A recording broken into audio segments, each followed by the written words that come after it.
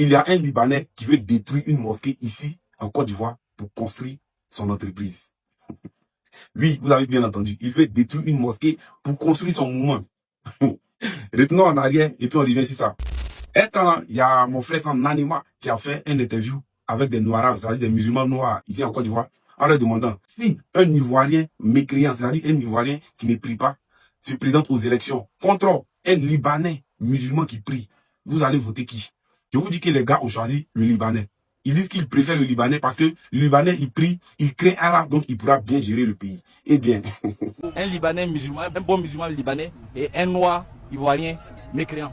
Les deux veulent devenir président de Côte d'Ivoire. Vous votez lequel? Parce que déjà, s'il est mécréant, ça veut dire qu'il ne respecte pas beaucoup de choses. Mécréant, pas mécréant, le mot mécréant. Ça veut dire d'ailleurs qu'il ne croit pas. Mais s'il ne croit pas, ça veut dire que c'est un danger même pour le peuple. Je préfère celui au moins qui est vraiment pieux quelque part. Une religion. Vous préférez le Libanais? Je vais préférer le Libanais pour le bien-être du peuple. Donc c'est un Libanais musulman qui est devenu président, puis un noir mécréant qui est devenu président. Tu votes le Libanais? Ouais. Ivoirien d'abord. Tu votes qui? Ivoirien d'abord. Ivoirien d'abord. Tu vas le ménager. Tu l'as menacé. Lui, il a côté Dieu. Il a dit la balle d'arabe, moi, le police. Il va te couler. Non, Libanais, si c'est à côté de Dieu là, la vérité, ça va essayer lui. Tu votes le Libanais? Ouais, parce que lui, ouais, parce qu'il est musulman. Alhamdoulilah. Vous ne savez pas que vous êtes dans quoi?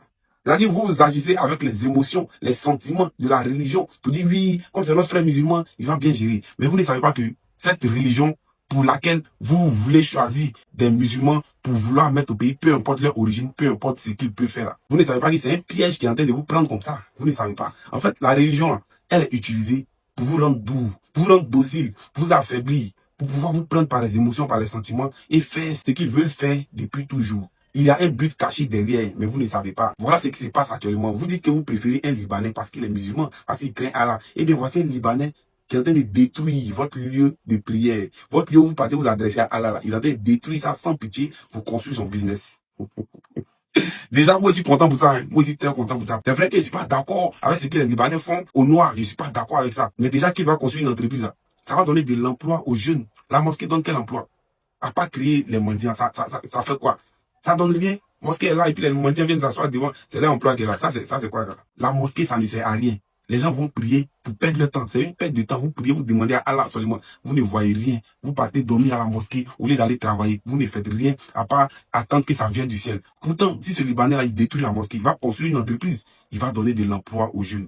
Maintenant, moi, je ne suis pas d'accord avec le fait que des Noirs préfèrent choisir un Libanais parce qu'il est musulman pour mettre à la tête de leur pays plutôt que de choisir un enfant même du pays. Que ce soit au Bénin, que ce soit au Togo, que ce soit en Côte d'Ivoire, que ce soit au Mali, que ce soit au Sénégal, peu importe le pays. Mais je ne suis pas d'accord que des habitants du pays préfèrent choisir quelqu'un venu d'ailleurs parce qu'il est musulman comme eux. Ils vont le mettre à la tête du gouvernement ou bien peu importe pour pouvoir prendre des décisions dans ce pays-là. Vous ne savez pas ce que vous êtes en train de faire. Quand vous allez faire ça, là, vous voyez qu'ils sont en train de détruire une mosquée, non? Ça, c'est petit. Quand vous allez commencer à les mettre au pouvoir parce qu'ils sont musulmans comme vous, là, c'est là ils auront force. Là, maintenant, là, c'est pas de mosquée seulement, ils vont détruire. Vos maisons, vos commerces, vos quoi, ils vont tout détruire. Ils vont construire leur mouvement tranquillement. Et puis, vous ne pouvez rien créer. Et puis, les habitants, les enfants même du pays ne promettent plus avoir des mots face à ces gens-là. Ces gens-là vont vous contrôler par tous les moyens parce qu'ils sont au pouvoir. Vous ne pouvez plus rien faire. Et c'est dans ça que vous allez voir beaucoup de leurs ressortissants vont commencer à remplir le pays. C'est-à-dire qu'ils vont quitter chez eux, chez les Arabes là-bas pour venir.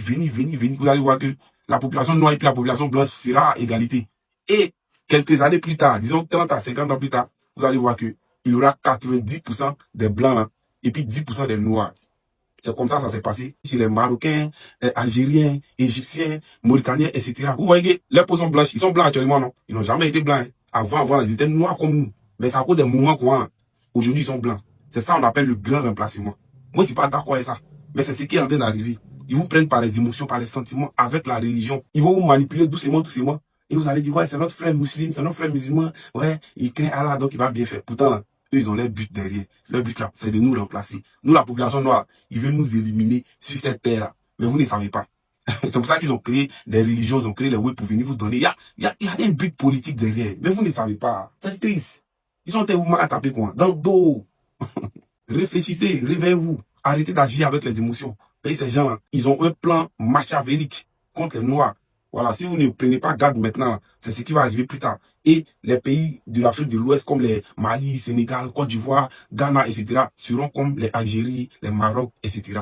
Et nous, les Noirs, on disparaît. Ah, d'accord, vous allez comprendre. Mais je reviens encore sur la mosquée, là. Moi, je suis content qu'on détruise la mosquée. Si on peut détruire les mosquées, même partout, là, c'est mieux. Parce que ça ne nous avance pas. Qu'on détruise les mosquées, les églises, on détruit tout en Afrique ici.